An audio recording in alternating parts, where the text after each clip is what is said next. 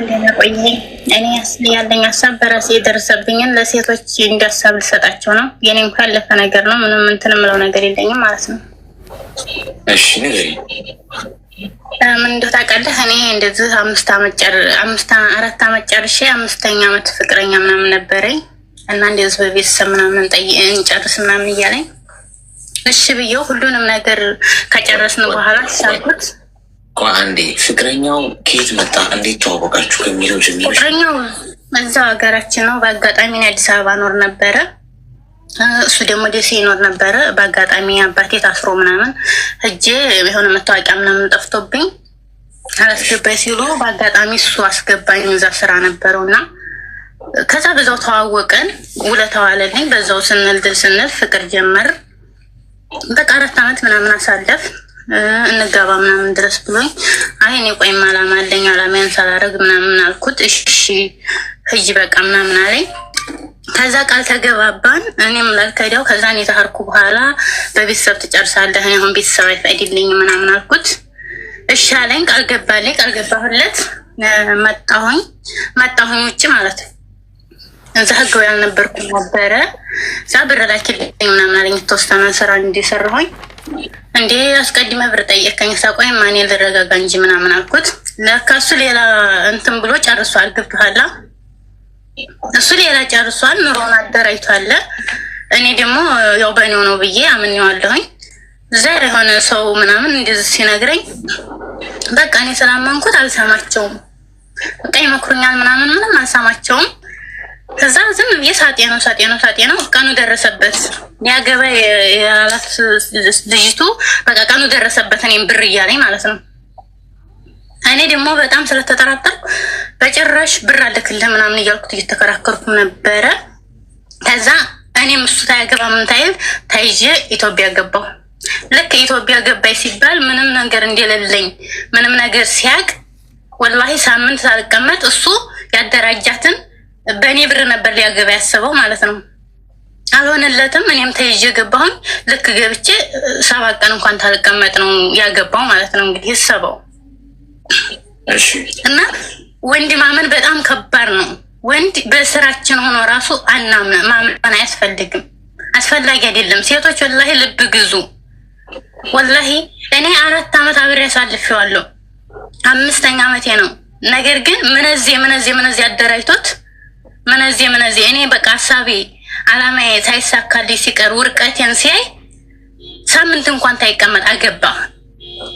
ገብቶሃል? ያቺ ሴት ቅድሚያ ባያደራጃት ቅድሚያ ባያኖራት እኔን ቃል ገብቶልኝ ለእሷ ቃል ገብቶላት ነው። መቼም እንዲህ በሳምንት እኔ ገና ተውጭ ኢትዮጵያ ገባች ብሎ በሳምንት መቼም አያነሳት መቃድ የለችም። ስለዚህ እኔንም እያኖረ በጎን እሷንም እያኖረ ነበር ማለት ነው። ስለዚህ ሴቶች ወላሂ ልብ ግዙ፣ ገንዘባችሁንም አትስጡ።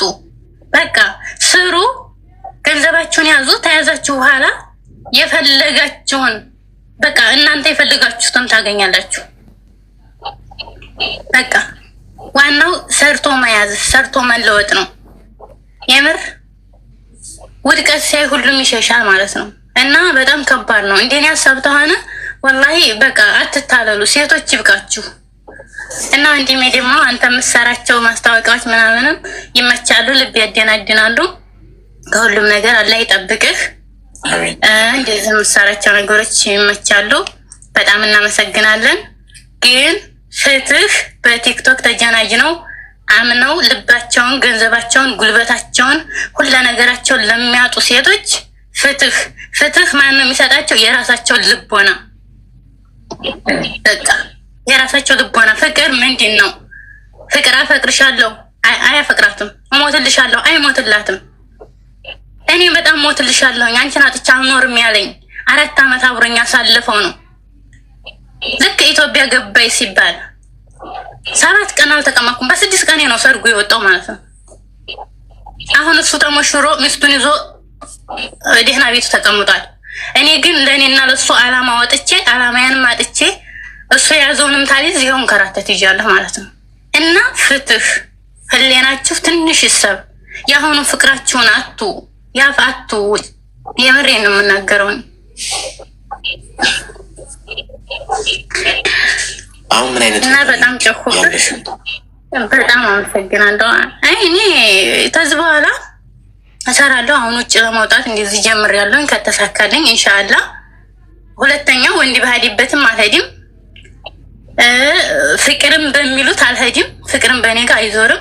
አላማያን ኢንሻአላህ አላህ ተተሳካልኝ እየሞከርኩ ነው። አላማዬ ስዘርፍ አላህ ያዘዘልኝን ለመቀበል እንጂ እኔ ያልኩትን ለመቀበል አላማ የለኝም። አታገቢ መቼ አላገባም። አላማዬ ደርሼ በቃ ብዙ ያልተሳካ ህልም አለኝ። ብዙ ልቤ ስለቆሰለ ልቤ የቆሰለበትን ነገር አሳክቼ አገሬ ስገባ አላህ የፈቀደልኝን እቀበላለሁ። ከትዳር አይቀርም። አሁን ላይ ግን አላማ የለኝም፣ ኢላማም የለኝም። ሰው እንዲኖረ ብቻ እኖራለሁ ማለት ብዙ በልቤ የጮኸ ህልም አለኝ ማለት ነው። ያልተሳካ ምንም የተዳፈነ ህልም አለኝ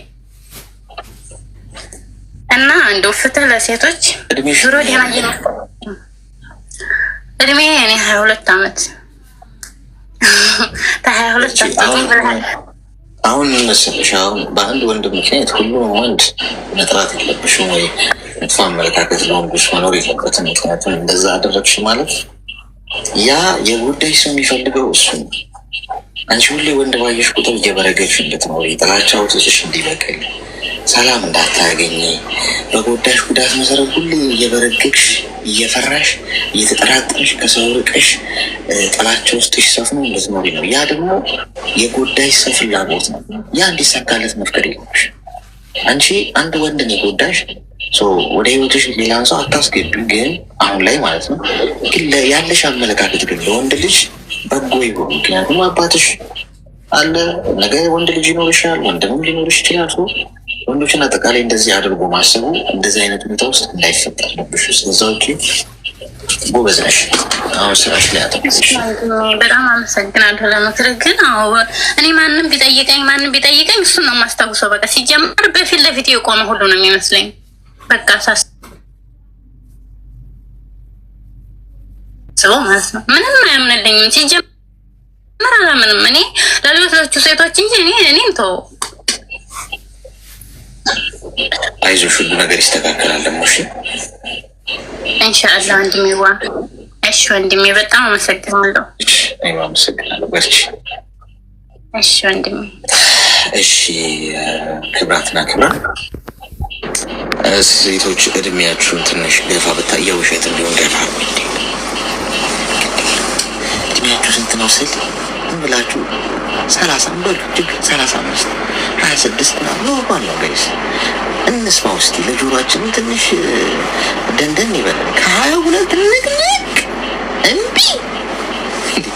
እኔም እድሜን የነገርኳችሁ ሰዎች እና የምታውቁት ሰዎች ውሸቴን የነገርኳችሁ ወደ 20ዎቹ ልመለስ ምን ይለናል? ጎብኘት እናድርግ እስኪ 20ዎቹ መስመር እኛ ወንዶችም ምን ይለናል? 20ዎቹ ውስጥ ገብተን እኔ ከ23 በሆን አሪፍ 23 ሁሌ 23 ነኝ። ከዚህ በኋላ እድሜ ስንት ነው ብላችሁ ጠይቁኝ። 23 ነኝ። 23 ዓመቴን ለ10ኛ ጊዜ ወደ ላከብረው እችላለሁ። ምን ይለኛል? ለማንኛውም ቴንክ ዩ ሶ ማች ጋይስ። ጥሩ ቆይታ ነው። የሚሰጥ ሰው ካለ ልጠይቅ ብዬ ነው። የሚሰጥ ሰው ይዤለት የሚሄድ ስልክ እቃ ስለሌለ በአጋጣሚ ስለሚሄድ እናንተ ስልክ ስለምሸጥ ሜቢ ከስተምሮች ካለ ከኔ ይዤላችሁ ነዋሪ ነኝ አይዲ ምናምን እልክላችኋለሁ። አሁን ለጊዜው የለም፣ ያሉትን ልከናል። እንግዲህ ካለ እንነግርሻለን። ኦኬ ቴንክ ዩ። እሺ ስልክ ማዘዝ የምትፈልጉ በዚህ አጋጣሚ ወደ ኢትዮጵያ እየላክን ነው። እዚህም ሀገር ዲሊቨሪ ሰርቪስ አለን። እዚህ ኢማራት ውስጥ ቤት ለቤት ስልክ ቁጥር እዚህ ዋትሳፕ ውስጥ የዋትሳፕ ስልክ ቁጥር እዚህ ቲክቶክ ፕሮፋይል ውስጥ አለላችሁ። እሱን መጠቀም ትፈልጋለች። አሌክስ እኔ ነኝ። እሺ አሁን የወጣሁት ልጅ የትኛው? እሺ እኔ የ4 ዓመት ፍቅረኛ ነበር፣ የመጀመሪያ ማለት ነው።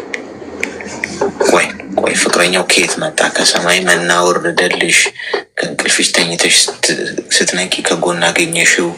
መሬት ላይ ወድቆ አገኘሽው? ኪስሽ ውስጥ አገኘሽው? የት ተገናኛችሁ? እሱ ነው መሰረቱ። ኖ እኛ አብረን ኢትዮጵያ ያለ ጊዜ ነው፣ ከ4 ዓመት በፊት ማለት ነው። ከዛ 4 ዓመት ጨርሼ የሆነ ሰሞኑ ኢትዮጵያ ሄጄ ተመለስኩኝ።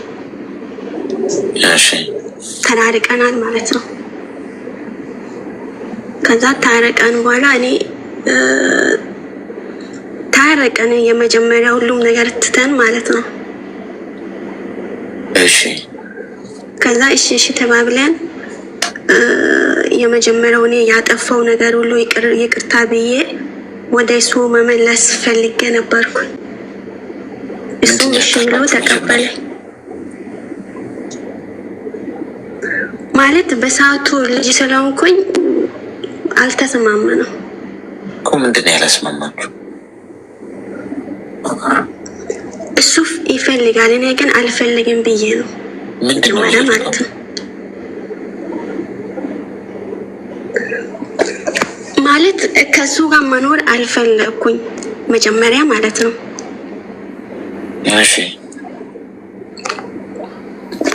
ከዛ አገር ቤት ከገባን በኋላ እሱም ጓደኞቹ ምናምን ተልኮ ቤተሰቦቹ ልኮ ታረቀን ማለት ነው። ቆይ የኔ እናት ግልጽ አድርጊልና ምንድን ነው ያጣላችሁ ነገር? ምንድን ነው? እሱን ነው ማወቅ እኮ የፈለግኩት። ምንድን ነው ያላግባባችሁ? መታረቃችሁም አንቺን እየነገርሽኝ ያለሽው ግን መጀመሪያውኑ ምንድን ነው ያላግባባችሁ?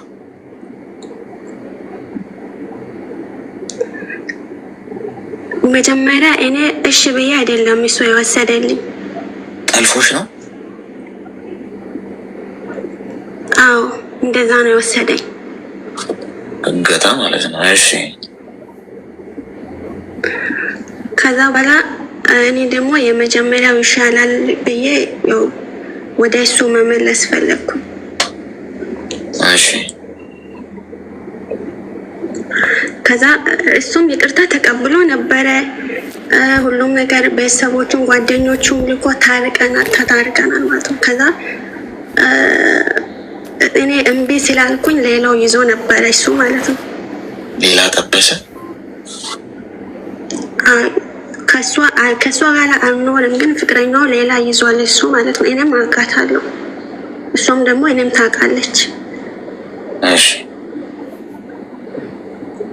እሱ ግን እሷም ትታሉ ብሎ ነው ወደ እኔ የተመለሰ ማለት ነው። ሞተው ፈለገ። ወደ አንቺ ተመለሰ። እመልሳለሁ ብሎ ሰዎቹ ፊት ለፊት ቃል ገባ። እሷን መቶ ማለት ነው። እኔም ደግሞ የመጀመሪያው ይሻላል ብዬ ወደ እሱ ተመለስኩ። እሱም ደግሞ እሷ ትሻላለች ብሎ ወደ እኔ ተመለሰ ማለት ነው። ከዛ ያለው ነገሮቹ ጨራርሴ እሺ ብዬ ተመለስኩ ወደ እሱ ማለት ነው። ከዛ አሁን ከመጣው 1 ወር ነው ከዱባይ ተመልሼ እዚህ ተመጥቻለሁ ማለት ነው። እሱ የሆነ ነገር መሰራት አውርቶ ነበር የራሱ ማለት ነው የግል። እኔ ደግሞ ቤት እየሰራው ነኝ፣ እሱ አላወቀም ማለት ነው። ቤት እየሰራው ነኝ። እሱ መኪና ለመገዛት ነው ያሰበ፣ እኔ ደግሞ ቤት በራሴ እየሰራው ነኝ። ከዛ እኔ ቤት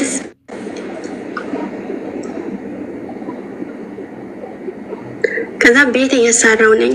ከዛ እኔ ቤት እየሰራው ስለሆነ አሁን አንተ ማገዝ አልችልም አልኩኝ።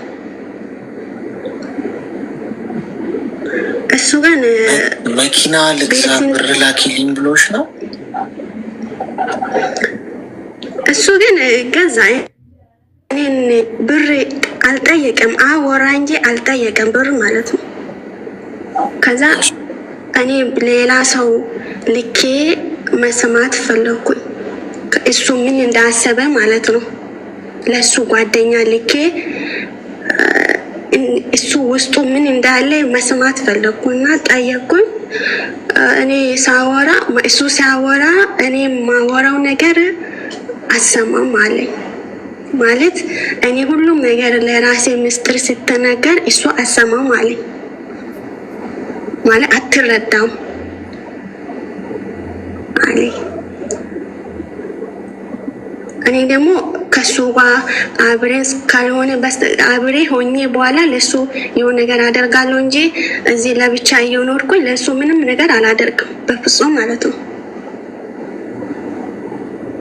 እኔ እንደዛ ነው። አሁን ምን ይሻላል? እኔ እሺ ብዬ ወይም እሱን ልጠይቅ ወይም በራሴ ስልክ ደውዬ እሱን ልጠይቅ? ለእኔ ለምን አልነገርክኝ ብዬ እሱን ልጠይቅ ወይስ ልተው እንደዚህ ሆኜ? ምንድነው ለምን አልነገርከኝም? ይሄ ነው መስማት የፈለኩኝ። ምን ይሻላል? ይሰማል? ወይኔ ጋር ነው ተርኩ። ድምጽ ይሰማሻል?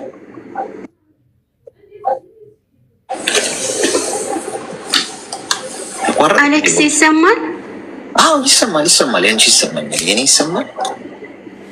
ወይኔ አሁን ይሰማል። እኔ መስተማት ስለፈለኩ ነው ደውዬ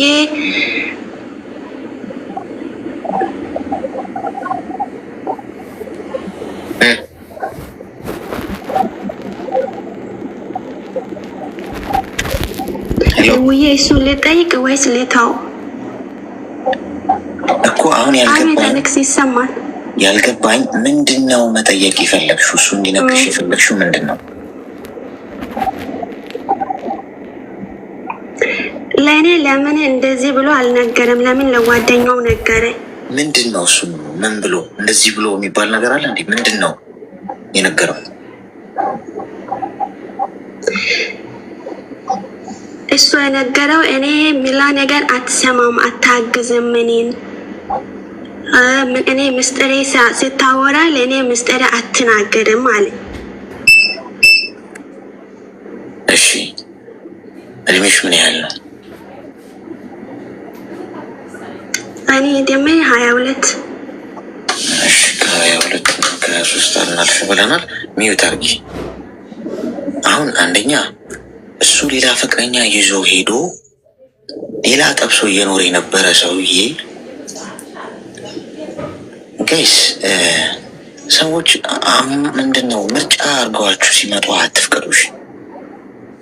እሷ ትሻላለች ብሎ መጣ። እዛ ጋ ያልተመቸው ነገር ስላለ ምናምን ተፈተፈ ብሎ ሲያየው አንቺን ትንሽ የዋ ቢጤንሽ ምናምን ቆዳሽን ሊገፋው እንደሚችል አሰበ። ከሄደ ነው። እሺ ናት። ይሄ ህይወት ዕቃ ጨዋታ አይደለም። እኔም እንደማስብ ታውቂያለሽ። ለምሳሌ አንዲት ሴትን በወዳት ሚዩት አድርጊ፣ ድምፅ አለ ሚዩት አድርጊ። እኔ አንዲት ሴትን በወዳት ከዛ ያቺ ሴት ደግሞ ከሌላ ሰው ጋር አወዳድራኝ እኔ ጋር ልትመጣ ከሞከረች እኔ ከውድድሩ እወጣለሁ፣ ራሴን ማክበር ስላለብኝ። ወይ ከአንተና ከእሱ እኮ አንተ መርጫለሁ፣ አንተ የተሻልክ ነህ ብላ ብትመጣ የለውም እዛ ህይወት ውስጥ። ቢካዝ ከኔ የተሻለ ደግሞ ብላ የምታስበው ካለ ደግሞ መሄዱ አይቀር፣ የጊዜ ጉዳይ።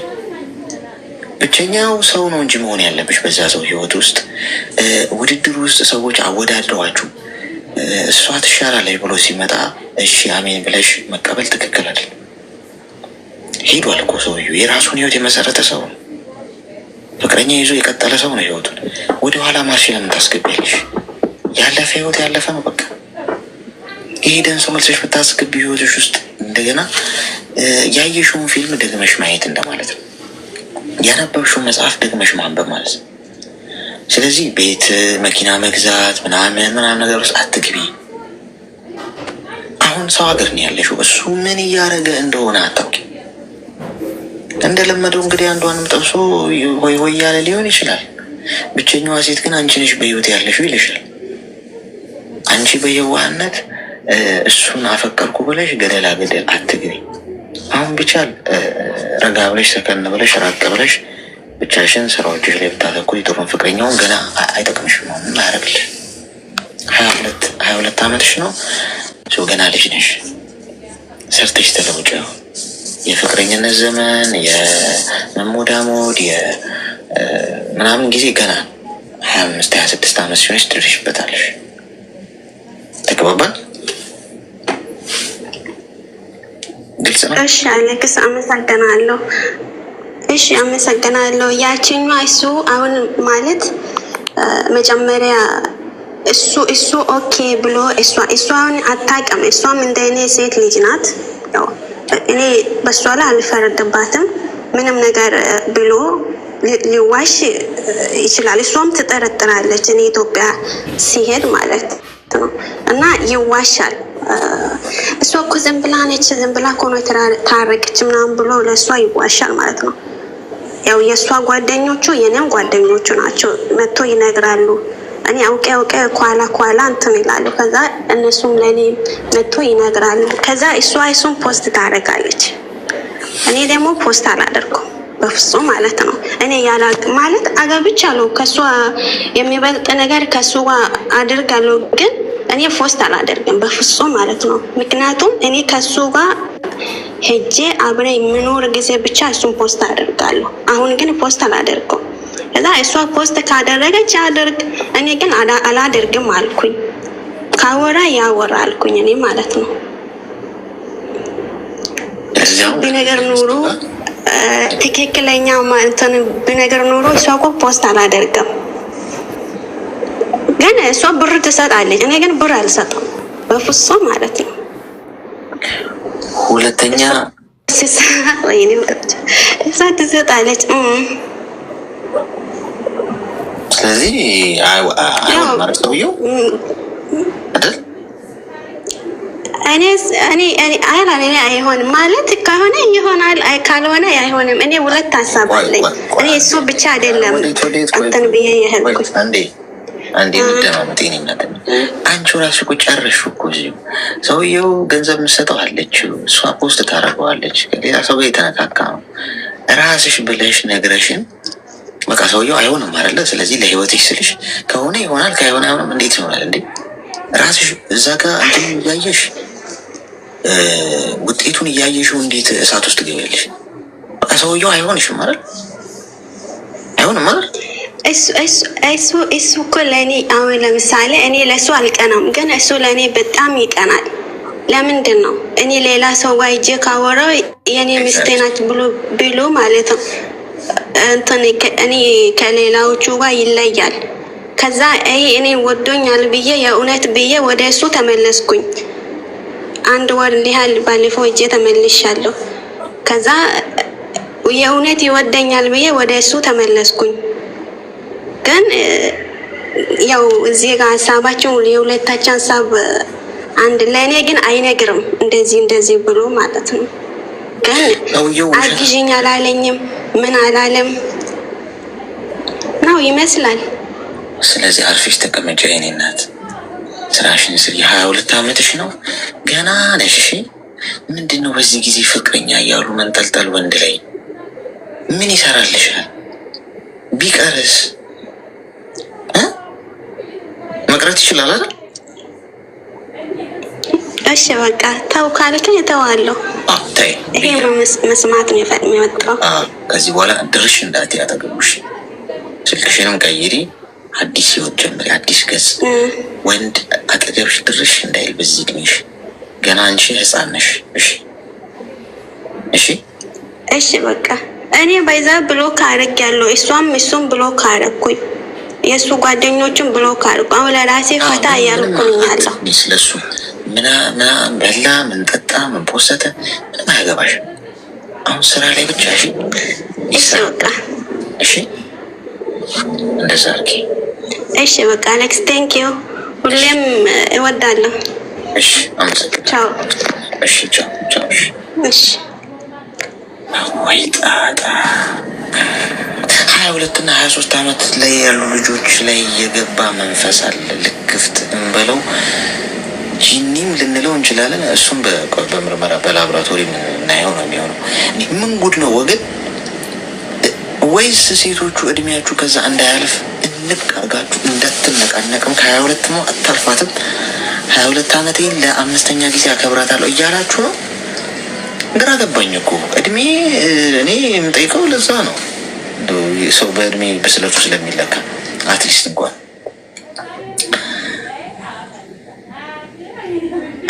ትንሽ ገፋ አርጓትና 26 ማለፍ ሪከርዱ ይሰው ነው። ጤነስትልኝ እውነት ይሆን? ሴቶች ጉዳይ መልስ። ሄሎ እህቴ ጠፍታብኝ? አዎ እህቴ ጠፍታብኝ ነበርና የሌላቱ ቁጥርና ፎቶ ስም አለኝ። የአረቡም እንደዚያው ቁጥሩም አለኝ ፎቶውም አለኝ እና ኤምባሲም ሄጄ ነበረ፣ ግን ምንም አይነት መፍትሄ አልሰጡኝም። ማለት ጠፋሽ ማለት ምን ማለት?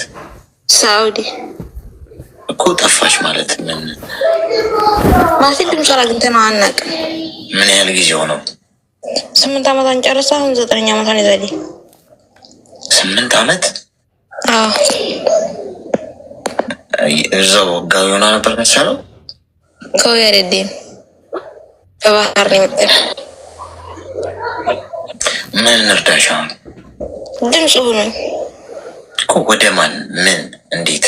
እንደዚህ በቃ ያኔ የኢትዮጵያ ሰው በሙሉ ድምፅ ሆነኝ በሚዲያ ማለት ነው። ምክንያቱም የኢትዮጵያ ወረቀት መጥቶ ነበረ፣ እዚህ በኤምባሲ ተመልክቶ ነበረ። ግን 8 ዓመት ሙሉ እናመለክታለን ምናምን ምንም አይነት ምላሽ እየሰጡን አይደለም። እና ማህበረሰቡ ድምፅ እንዲሆን ህጋዊ ካልሆነች እኮ ዶክመንቷን ምናምን አይኖርም። አሁን ህጋዊ ከሆነች ነው እኮ ኤምባሲ ሜዲሽ የምጠይቂው። እንደዚህ ህጋዊ ካልሆነች እዛ ሀገር ላይ ምንም አይነት ወረቀት ከሌላት እሷን የሚጠቅስ ነገር ላይኖር ይችላል። ገብቶሻል?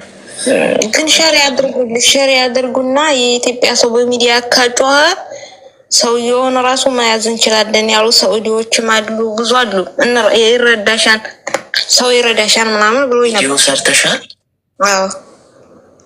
እሺ በቃ የገባችሁ ሪፖስት አድርጉላት፣ እኔም አደርግልሻለሁ። ችግር የለም። እሺ ላኪልኝ።